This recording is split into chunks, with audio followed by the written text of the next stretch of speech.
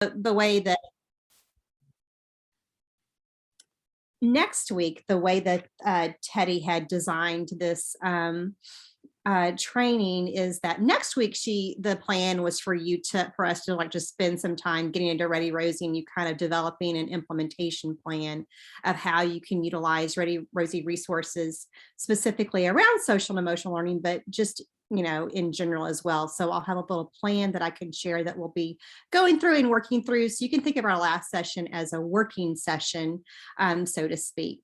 But today's session is specifically going to be around those stages, ages and stages and needs of social and emotional development. So that's going to be our plan today. And I, every time I look at Teddy's wonderful training, I always think I can't deliver this as great as Teddy can, but I'm going to do my very best to channel my inner Teddy and make this as great as hers would have been. So we're going to start with a little activity, and you don't need to respond to anything. I just want you to think for a minute. So I want you to reflect for a moment and think of a child, a challenging child that you've taught, maybe you're currently teaching, you've taught in the past. It might be one of your own children, but just think of a child that was challenging. And then maybe just jot that down or hold it in your brain. And then think of a child that was not challenging. So just take a little bit of a moment to think of that. You don't need to say anything out loud, but just take a little bit of a moment to think about that. And you can jot it down if you want, or you can just hold it in your brain. But we'll be thinking of that child or those children throughout our time this afternoon.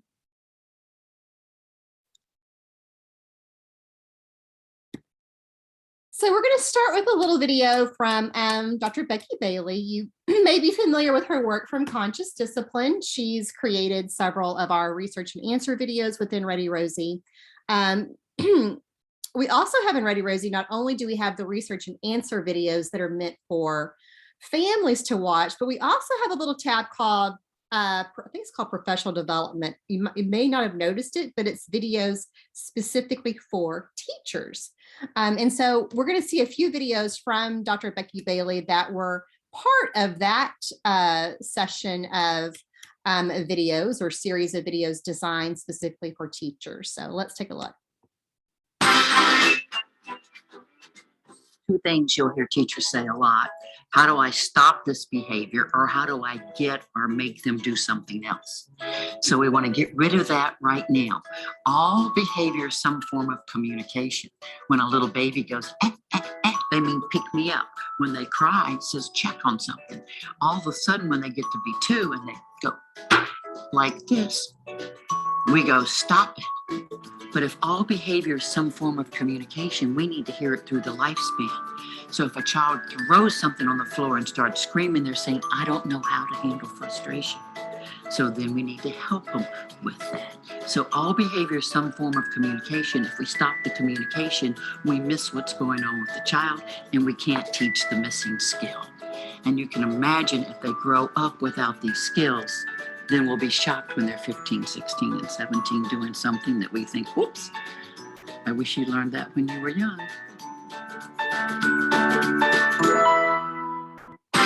So that one was a particular one for families. That one wasn't a part of the PD session. That is a video that's available to families. And I can just tell you, actually, let me not share the screen yet. Just from, I was a teacher once, and I can tell you that you could always, I'm sure you know this, but that part about, if they don't learn that, those forms of communication now, how much difficult that is. I was a 5th grade teacher, and so you could often see some of that manifest as an older child because they never learned some of those skills. So, okay, now I want you to think about, we're going to transition to our ages and stages. So keep that video in mind. Keep in mind that child that you had that maybe you had some challenges with. Maybe you currently have a child in your class or program that you have challenges with that, or and then one that didn't have challenges. And then I want you to think about, we're going to look at some ages and stages and what's appropriate at each age level. And then we're going to talk about if you see, if anything surprises you. And as you're thinking about that child, if maybe you did like, oh, well, that would make sense that they weren't able to do that because that wasn't appropriate for them at that age. So these are the social and emotional development chart. I will send this as a follow-up to Shauna that she can send you. I have a little handout that goes with this. But this is between, birth and 7 to 8 years old, what those developmental stages are for social and emotional learning. So I can read some highlights to you, but I'm going to just leave this on the screen for a minute and let you look at it. If we were in person, I would give you the handout for you to look at. But since we're virtual, I'm just going to give you a moment, a couple of minutes to scan through this and read through this, and then we'll highlight a few things. So I'll pause for a moment and let you look at this.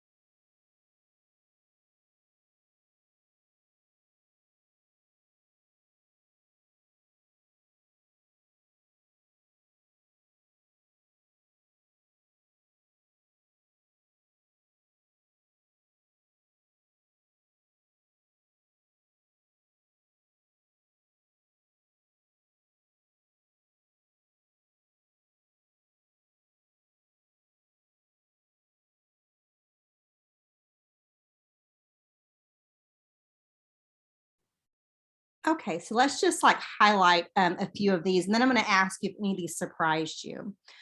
So by 2 to 6 months old, we would expect most children are able to occasionally self-soothe, whether that be through sucking their thumb or getting some need met. They cry when you stop playing with them. They engage with adults making faces and they imitate faces. It's, was my favorite part about being a mom, when that I could smile and they would smile back. That was always my favorite. Respond to your emotions by crying, smiling, and laughing. 9 to 12 months, they start showing anxiety towards strangers. I'm sure you all experience this. I remember when my kids were young and we would go to church and I would drop them off at the nursery, and for a while there was no problem. Then all of a sudden one day, dropping them off at the nursery at church resulted in crying and this anxiety about separating from mom. So that starts to happen around that age. They have favorites with familiar people. They become more interactive. They might want to share their food with you when they're eating, share a toy with you. 18 months to 2 years. This is where we enter what we call the terrible twos. They start having more tantrums, become more defiant, more independent. They have interest in having other children around play, but play alongside them, not with them. They're more me-oriented. 3 to 4 years, become a little more verbal. Interested in pretend play, might confuse reality with make-believe. Start playing with other children separate from their parent. Still have some tantrums, often due to changing routine and not getting their way. 5 to 6 years, there's more awareness, more independent, enjoy other children, test boundaries, but are eager to please and help out, begin to understand what it means to be embarrassed. I can actually share a personal story from my own son when he's 20, my oldest is 25 now, but that one on 3 to 4 years old, when they start to verbalize a wide range of emotions. I remember, I'll never forget the day. He was probably 3. He was in that age, 3 to 4 years old. And I was, correcting him about something. And he said, I'll never forget it. Like, this little boy said, it really hurts my feelings when you use that tone of voice with me. I was like, what in the world? But he was very aware, like he had feelings when I fussed at him about something, and he expressed that to me that he had those feelings. And then when he entered school around 5 or 6, and I would be like, fixing his hair for the day. And I mean, he's 25 now. So back in the day, it was cool to like spike boys' hair, like with this gel and like spike it on the top. And his exact words to me, again, this child's been very aware of his emotions from day one, I swear. He was like, don't do my hair like that. People are going to think I'm a freak. And I'm like, what 5-year-old is going to think you're a freak because of your hair? And he had that feeling of embarrassment at a very young age. And so I had to be really sensitive to that.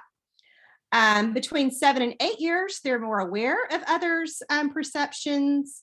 They might start to have little tips with friendships in that age, and they might start complaining about them.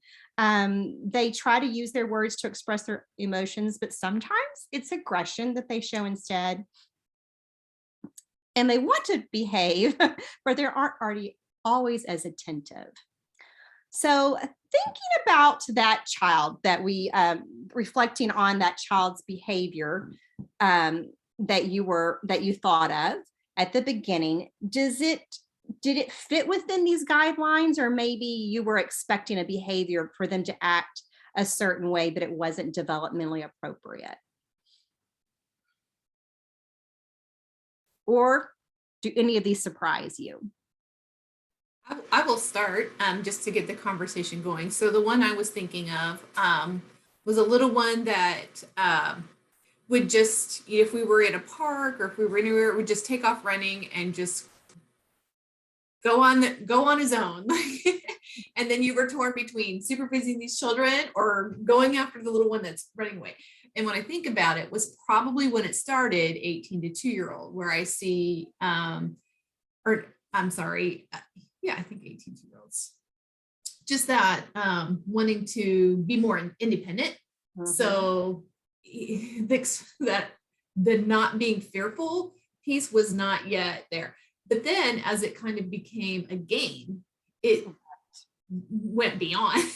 So had to kind of really figure out how to nip that in the bud. So it was not a game, and it was just a matter of safety. And he's 25 also, and also very exploratory person in his life. So I don't know. I think it's there. Yep. I love that story. It actually reminded me of my own daughter at that age, who had no fear. She's the baby.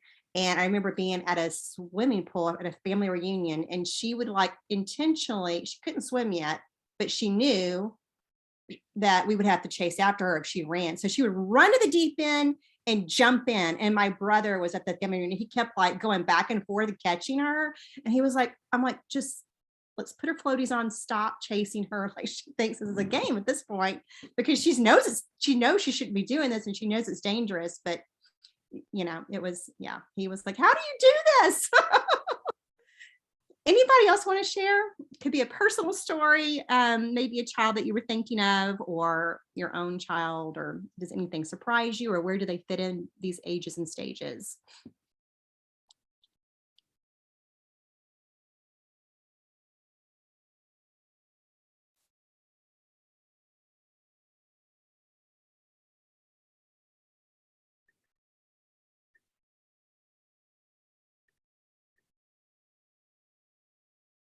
I'll give you a moment to think about it.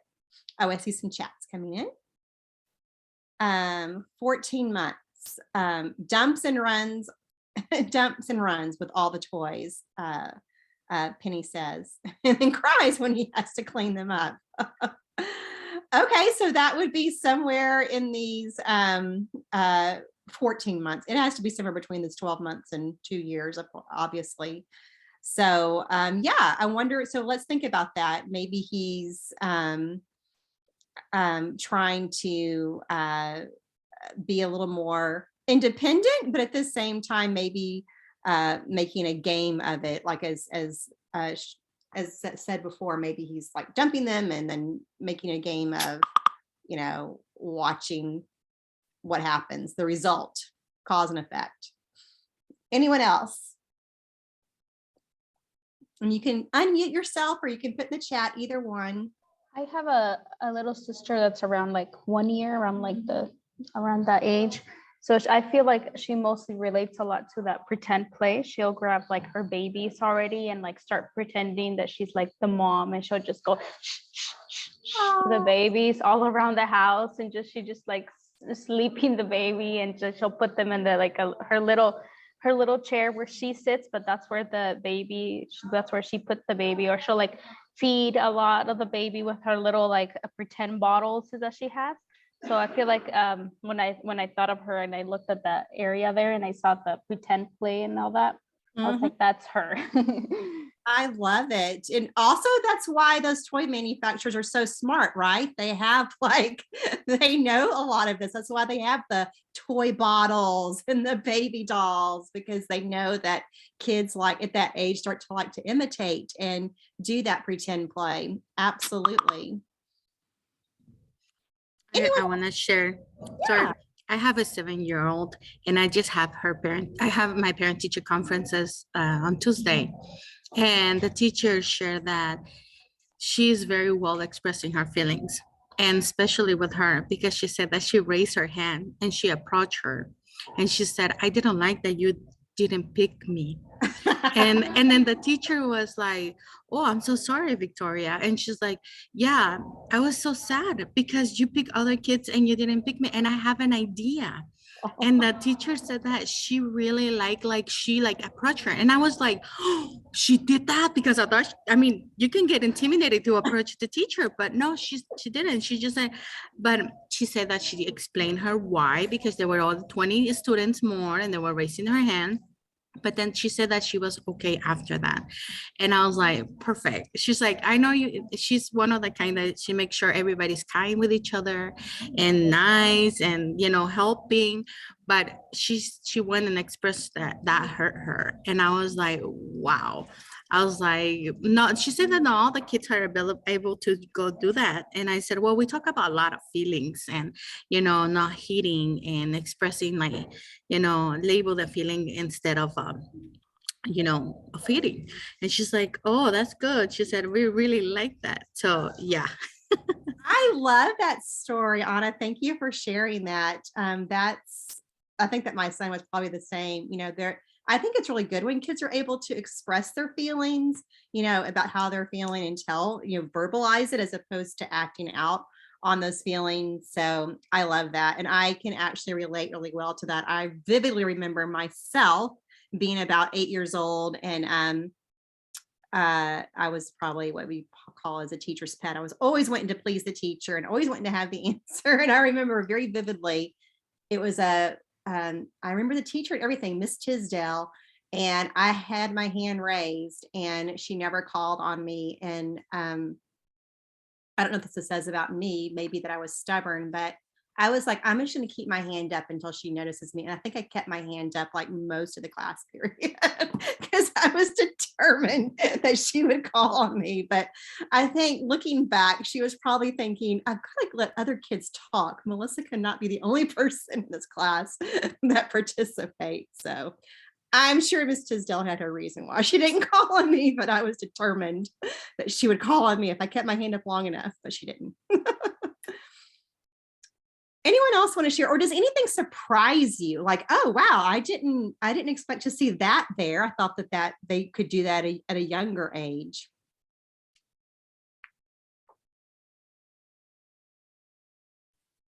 I don't know about a younger age, but I also, when I think of my own kid's birth order, sometimes really kind of plays a part of this too. Like my older child, very independent right away. Did a lot of things on her own just because, after you have other kids, they have to, right? They have to learn how to be independent and take care of themselves because mom doesn't always have the time to do it. But then also kind of being the caretaker of the younger ones, which then enabled them to learn some of those independent skills or the wanting to be independent because they like being taken care of. So I see birth order kind of reflected in some of this too. Yeah, I think that's very interesting. And I definitely think that that's, and I think that that birth order, like you said, I think sometimes it enables them to progress a little further along in some of these just because they have to. And I will say my baby of the family, who's now 21, but she's the third of my kids, and she probably took her a little longer to catch on to some of these because she had older siblings to take care of some of these things for her and rely on. Okay, well, let's watch another video on from Becky Bailey, and this one is specifically for teachers. This one comes from that PD section, and it's called "Falling in Love with a Challenging Child." I get a lot of questions from educators, especially about very challenging children. How do I get them to? How do I stop? How do I do this? And I think the one thing I wish educators would come up to me and ask is, I have this really, really tough, challenging child. Can you help me learn how to fall in love with him or her? Because once I do that, everything else will fall in place. And that's an answer I would love to give, but that's a question I would love to hear. So to fall in love with a child, you have to see the child's misbehavior as a call for help. You have to open your heart and stay calm enough to say, I am here for you. I will help you. I will teach you a missing skill, instead of seeing that child as being mean or nasty or disrespectful. And when we can open that heart, see it differently, we fall in love. And once we fall in love, there you go. You connect and all is well. It's such a simple little video, but I always I think that she just gets straight to the point on that and how important it is, that empathy, which I know we all do, but just when you're in that midst of a moment where there's a challenging behavior that's before you, pausing for a moment and thinking about, okay, why is the child doing this? Let's put myself in their shoes for a moment. Why is this happening? Why is this behavior happening? And being able to work backwards from there. As I mentioned, I was a fifth grade teacher, and I actually had a runner too. He would leave the classroom and run. Unfortunately, my classroom was right by a door that we went out for recess. So, but I knew about his background. I knew that he had a very traumatic home life. His mom, he lived with his grandmother was raising him. There were according to his grandmother, the mom would often say, I'm going to come see you for your birthday, but she never showed up. So, and that just happened. He was in fifth grade, and just year after year. And so it was around his birthday when he was doing that. And so being able to take that into hindsight, I was a very young out of college teacher. So I didn't have a lot of skills in my back pocket. The best that I knew to do was to connect him with the school counselor and help him through some of those things. But often knowing why the behavior's there helps it, make it a little more, it helps you a little more when you're facing that challenging behavior. So if you're thinking about back to that child that you thought of with that challenging behavior, anything you'd like to share after watching that video, or in those ages and stages, or anything else before we move on?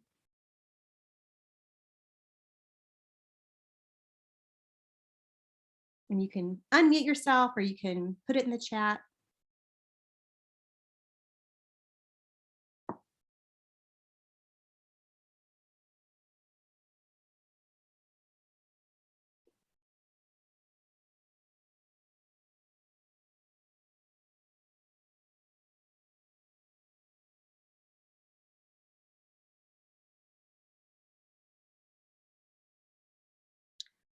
Okay, well, I'm gonna, this next statement, Teddy wrote this beautifully. So if you don't mind, I'm just gonna read this to what she wrote for this training, because if I try to say it the same way, it's just not gonna come out. So forgive me for reading this paragraph, but many times children act out not because they're bad, but because they aren't old enough to self-regulate. We are expecting them to behave in a certain way, for which they haven't developed the social and emotional skill. It doesn't change the child's behavior, but hopefully will help us understand the child better. Some of these skills we can teach, and some we can say continually. But if their brain isn't ready to learn the skill, they will not learn it. And then she gave an example.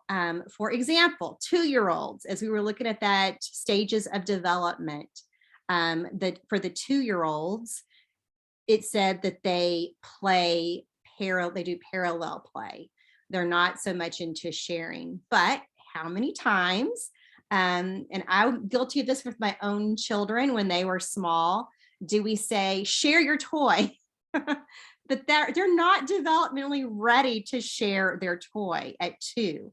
They're more focused on me at 2, and they can play alongside someone, but they're not ready to they don't really comprehend what it means to share at the age of 2. And yet it's something that we just instinctively say, no matter what the age is. We just say, share, you need to share. And so a strategy instead that we might consider that's more developmentally appropriate, instead of saying you need to share, give the child an alternative. For example, you can say, let's take turns. Or when you're done, you need to let your sister have a turn, or you need to let Johnny have a turn. And I did learn this eventually as a young mom. I would set a timer, whether that's right or wrong, I don't know, but I did learn to, with my kids, when they were learning to share, I would say, okay, you're gonna play with it for this, this amount of time. And then when the timer goes off, when you hear the beep, then we're gonna trade and we're gonna take turns. So anyone else have an example or anything you want to share before we move on? Sorry. Also, my glasses broke. And so these glasses keep falling off. They're like, I'm having a struggle today. Got to tell you.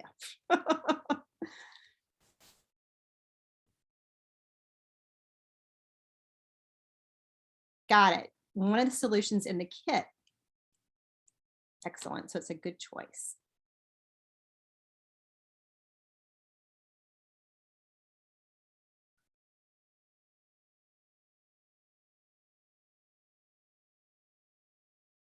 So research has shown us that social and emotional skills are important in closing the achievement gap.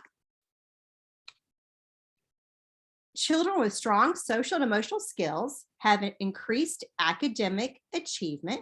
Let me get my little faces out of the way. They have improved attitude towards self and others. They have improved positive social behaviors.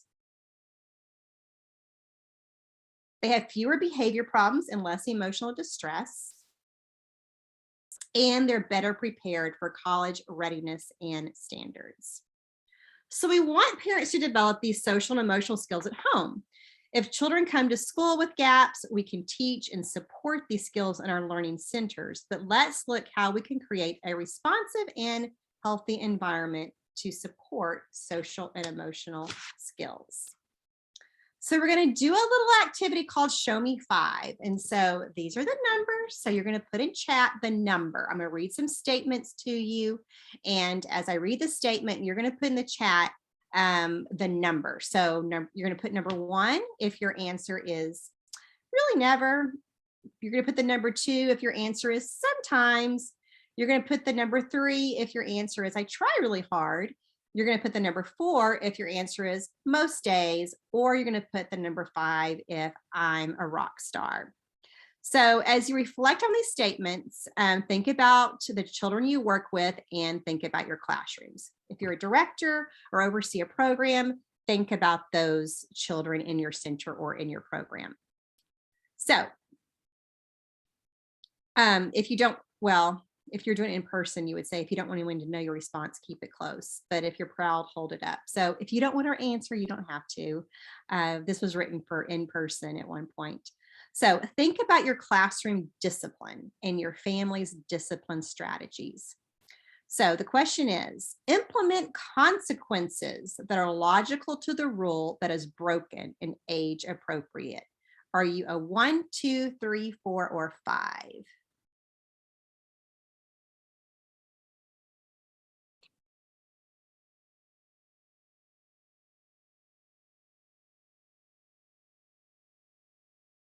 Implement consequences that are logical to the rule that is broken.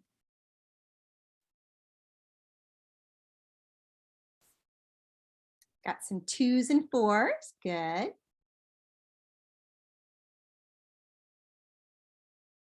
I would probably rate myself as a 3 on that when I was a teacher. It's like I tried really hard, but sometimes I'm not sure it was logical. Um, excellent. Good, good. The second one of still thinking about classroom discipline and your family's discipline strategies. Children reflect and redirect their behavior when they misbehave. Oh, sorry. This is a statement Teddy wrote.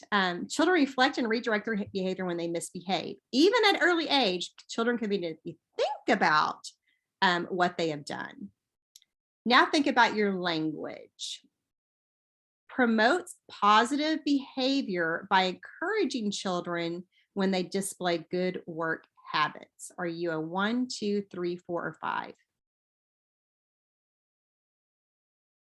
Promotes positive behaviors by encouraging children when they display good work habits.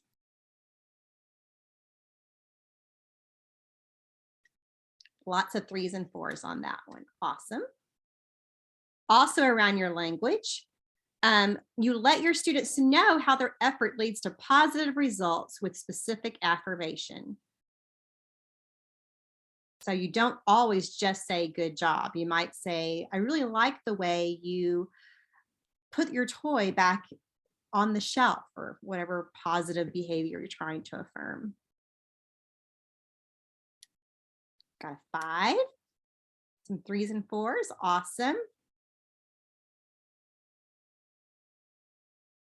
And then finally, when we're thinking about responsibility and choice, children have an opportunity to make decisions in my classroom. Are you a 1, 2, 3, 4, or 5?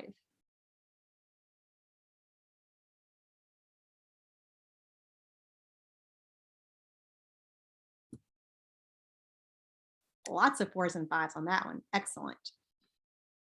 So as we debrief and reflect on this, can someone share an area that they feel like they're really doing a great job? Maybe they're a 4 or a 5, and give us a little insight in how you achieve that.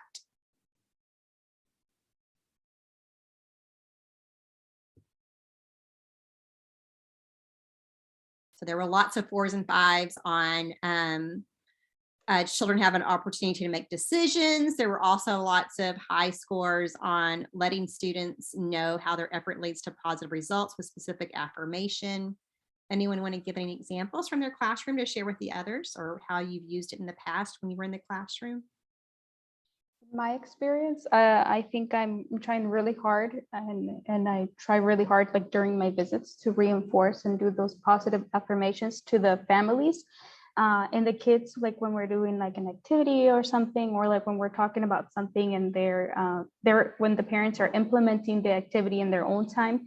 So I try to reinforce what they're doing and how supportive they are doing in their efforts. We'll show them different skills that they are actually teaching the kids at the same time. So I'm trying really hard to notice those times when the families say, oh, I did this with my child, and I did this activity from Ready Rosie or something. And that's when I try to try really hard to do that reinforcing and letting them know what they're doing is great, and that it would just be it's just a huge support to them, and that they're doing really really well in that area. Excellent. Thank you for sharing that. Anyone else want to share?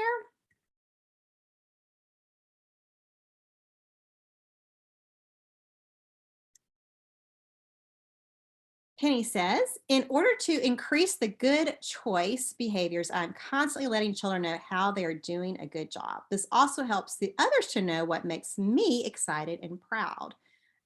For example, today during circle time, 2 girls were very wiggly and turning in circles and flipping their feet around. The 14-month-old was sitting nicely. So I said, great job sitting nicely. I like how you're sitting and looking at me. Love it, Penny. Thank you for sharing that.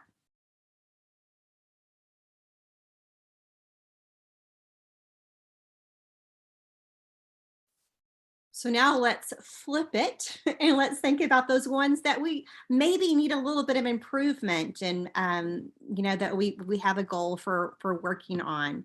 Which ones of these do you think you want to improve on? Ones that maybe you scored lower on, maybe sometimes, or I try.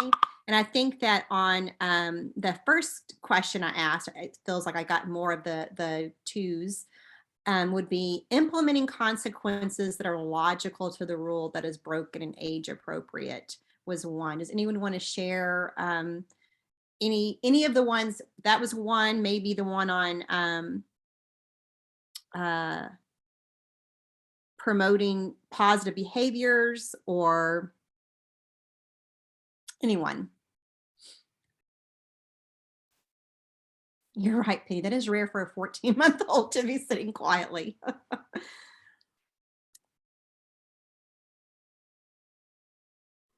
I can The share. hard, go ahead, Marcel. Oh, sorry. I guess personally for me at home, I put a 4 because I feel like I do it most of the days. Like they know the consequences to not cleaning up their room. They don't get electronics, things like that. But I do want to get better at it because sometimes I feel like I do what a lot of parents that I work with do anyways, where you have the consequence, but then you don't follow through.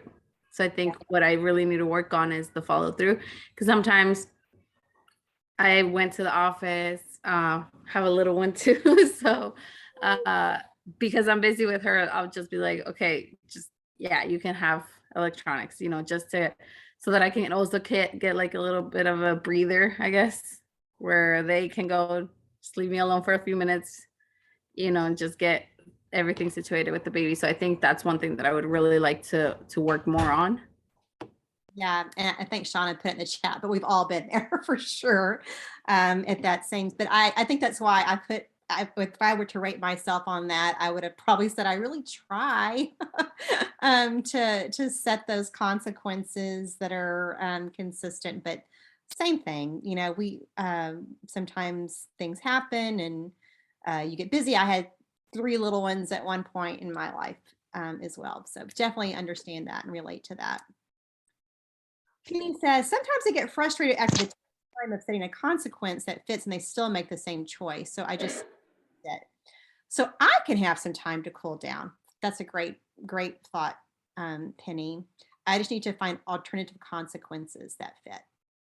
Absolutely. I love, Penny, that you recognize that, sometimes we need to take a moment, again, reflecting back on my own time when my children were little. Oftentimes it was, I had to step away and collect myself and get my emotions in check before I could address the issue at hand. So I wouldn't just react with my first, emotion, which probably wasn't appropriate at the time. So absolutely. I feel like this one was when I thought about it, I think it's one of the most families struggle with, most parents struggle with too. What I have noticed a lot of time, like if I'm like out somewhere in the store or something, and I don't know, the kid throws the toy on the floor and then they're really mad, and the parent will just kind of be like, okay, here, just use my phone and here's a video for you to watch. And basically they just kind of like they just stop and they don't even notice the consequence. They don't even do the consequence or anything. They look at the action, they get mad. And that with the whole technology right now, it's very I feel like it's been very difficult for parents to actually make that whole initiative to take this action and give a consequence. So I have noticed that a lot. Every time that I'm out somewhere or something, I notice that the parents just automatically go to the technology and just stop. But I think it is very, very important for families to actually, like put that initiative and not just, give the whole technology, because then they're just going to keep doing it over and over and over again. I think that's so important. I couldn't agree more. When we first started writing Ready Rosie videos 10 years ago, as I mentioned, my kids are older and I didn't have a cell phone when my kids were little.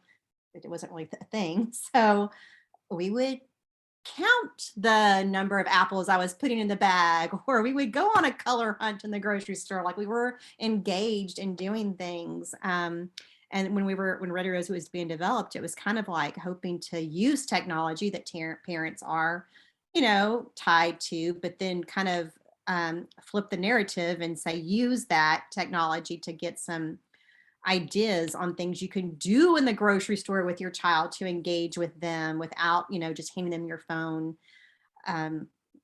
So it's really important. And you're right. The grocery store, any store you're at, is where you see that the most. And so many times I want to say, you could like go on a letter hunt, or you could, it's not my place, but I do feel like intervening sometimes at the store.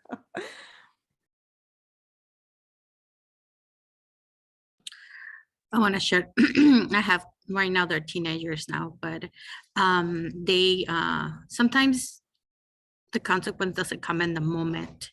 I let them know that we address the issue, and then from there, if they didn't, like, I just told them already what to do in their chore. And if the chore's not done, when they come and approach me and they say, hey, can you take me to my friend's house or take me to this place?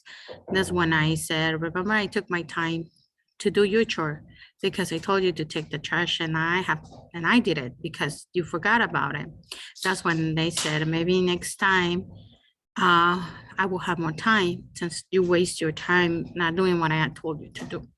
So that's what I have doing with my oldest. And this in Victoria, the little one, the 7-year-old, we're using the same path, and what have I told you? What did I told you? And then like, okay, I'll do it right now. But then if she forgets, then later on, it doesn't have to be the same day. The next day I will remind her. Yeah, I wish I'd have known you back when my kids were teenagers. I loved that, that little strategy. Excellent. Yes, Sean, I agree. I love the participation today. It's great. It makes my job much easier when we're participating and sharing. So thank you everyone for sharing all your stories and experiences. I really appreciate it. So as we think about what a responsive environment looks like, whether it's be in the classroom or the home, it helps develop those social and emotional skills. So a responsive environment in children, I keep having to move my little bar around and it's getting in my way. There we go. A responsive environment in children shows as they reflect and redirect their behavior. They understand effort that leads to positive affirmation. They have opportunities to make decisions. They feel loved and connected. They're more confident, they're more resilient, and they're ready to learn. Now, for teachers, these skills are also imperative, not only for their well-being, but to be more effective in the classroom. It's also imperative for them to have that self-care, so they feel less likely to feel burnout. They work more efficiently or effectively with challenging students. They manage their own emotions and responses.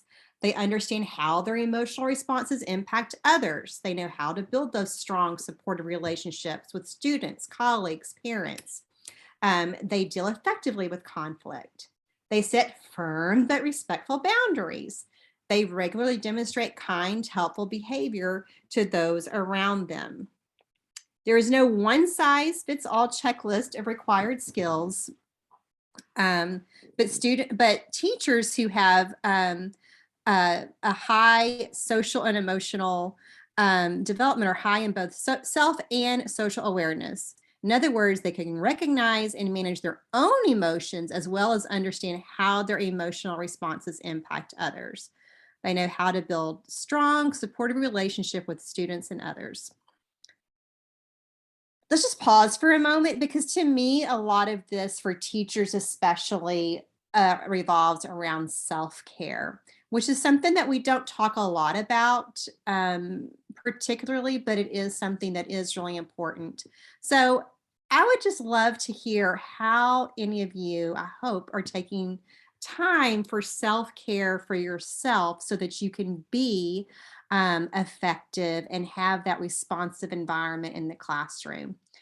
Would anyone like to share any self-care um, that they do to keep them feeling less likely for burnout? I know that this in this day and age, especially with COVID and different restrictions and maybe having to switch and pivot to virtual learning at, on the spot.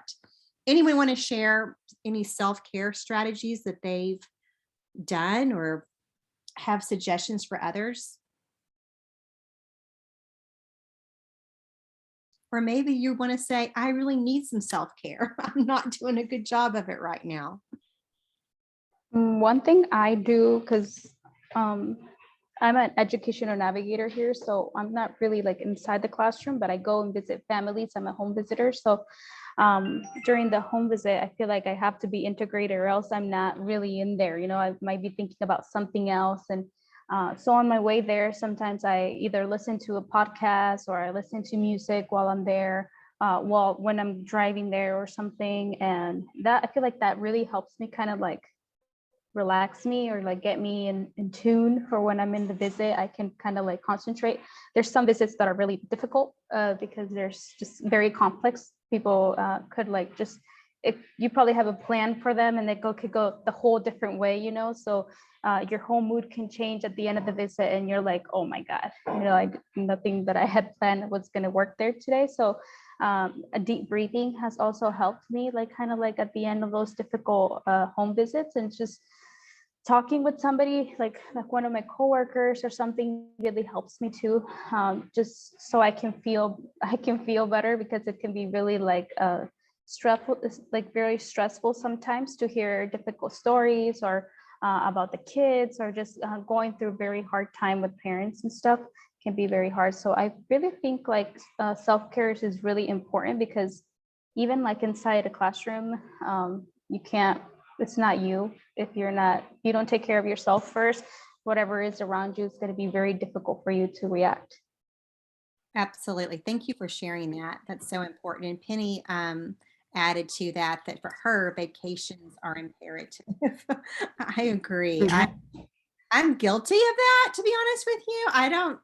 And I'm a manager at Teaching Strategies. I have a team that works under me, and it's in my goal, one of my goals this year, to be a better model of taking vacation time. Because right now I'm very guilty of not taking any time off. And then I feel like that makes them feel like they shouldn't take time off, which is not appropriate. Like I want them to take time for themselves and take vacation.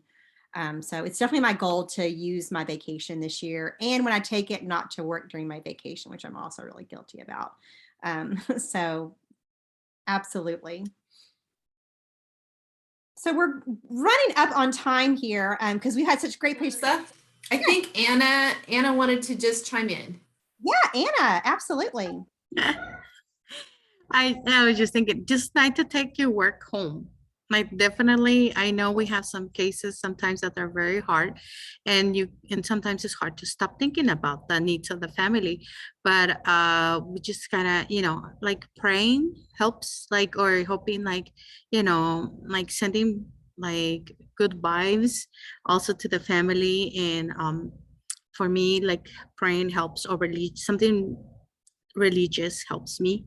Other than walking, going for a walk. I know right now with the weather is hard sometimes, but we have been having some nice weather, and have maybe eat something, food that makes you feel comfortable, or and what other things that have been helping me, talking to my coworkers, just like venting, like so I can let it out and be ready for my next home visit or the rest of my day. And as soon as I walk out, just leave everything in the office or whatever it is, and then go home and enjoy my family. I love that, Anna. That's so important. I love that you said, leaving work at work. I work from home now, and it's really hard for me to do that. So that hit me and hit me hard when you said that because I really need to personally get better about leaving work.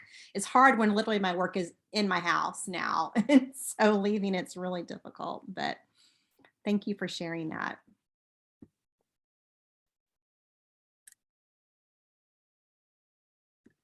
Well, we're kind of at a stopping. The next part of this presentation would move into talking about how to create a responsive environment at home. And that's like that little activity takes about 10 to 15 minutes. So we don't really have time for that today. So we'll just use this as a breaking point today. But before we left, I did want to make you aware, let me get to it. Teaching Strategies actually offers quite a few webinars that you can join. I don't know if you're aware of them. Let me share my screen again.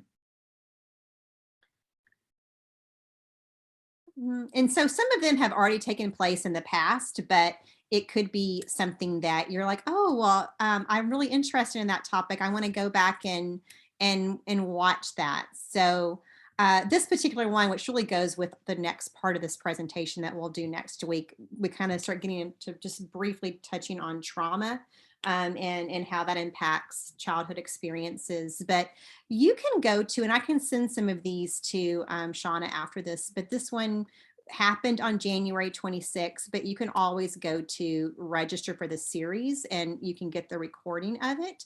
But you might find some of these best practice webinars helpful for you. I know somewhere there is something about self-care. I'll find them for you, but there's just some really great webinars that you might find helpful. There's the one about the critical role of teachers in a trauma-informed classroom. I know there's one on, I'll find it, but I just encourage you, I'll send this link to you and you can just explore, Ready Rosie is part of that Teaching Strategies family now. And so even if you don't use Gold or the creative curriculum, you can still sign up for any of these webinars. The ones on best practices, I think, are really kind of open-ended for, doesn't really matter what solutions you're using. But I'll share this with you, but just wanted to encourage you if you're ever looking for, Brian Mack, for example, is the vice president of education at Teaching Strategies. So she's very knowledgeable in a lot of topics. So just wanted to let you know that those are available to you as well. And we have this whole series on trauma-informed care right now because Teaching Strategies just acquired a new solution called Noni, which is specifically around trauma-informed instruction and how to best practices to use with those families and students. So, Melissa, can you do trainings on that? On trauma, I am not trained in trauma, but these are like basically 1 hour training. So yeah, you could absolutely. I mean, I'm happy to set up a time and we can watch the webinar together. Well, I'm thinking if we list a webinar that we want people to watch and then come back and talk about it as a group, maybe that's something, I don't know, would you guys find that helpful, or is it just like taking more time of a day that you don't have time for? I mean, I want to be respectful of what you have, but I see some of those topics. I think if they were able to be viewed independently, but be able to come back as a team and then just kind of talk about what we learned and what we thought was helpful or what we want to know more about, and just kind of have that kind of roundtable discussion that led, if you could lead them, or if somebody from Ready Rosie could. Yeah. No, I don't know. What do you guys think? Would that be something that, because we are wrapping up our series, maybe kind of implement some more conversation around it, but in a different way? Anna, you're on mute. Anna? I like the idea. I was gonna ask you, are we gonna have access to Teaching Strategies too, or just so we can be able to do the webinar, or that's anybody can do? So, yep. So if you're Ready Rosie, which is owned by Teaching Strategies, so those should all be on Ready Rosie. You should have access to all of them, correct, Melissa? You would actually go to the Teaching Strategies website, but they're not locked down. It's open to anybody. Okay, so that is a whole different site. So you can access them through Ready Rosie. Different site, but it's their marketing site, for lack of a better word. It's open to anyone, those webinars. So you don't have to be, I mean, even if you did have to be a Teaching Strategies user, technically you're a Ready Rosie user, which is part of Teaching Strategies. So, but that you're not required. They're open to the public. So yeah, if you're interested in that, Shauna, actually have someone on my team. I'm gonna have to go on an interview for someone, but I have someone on my team that has her master's in social and emotional learning. She's brand new, otherwise I would have had her do these webinars, but maybe she could join us to do the roundtable discussion on that. Okay, let's connect then, Melissa. I know you have to go. So thank you all. Have a great day. Thank you. Have a great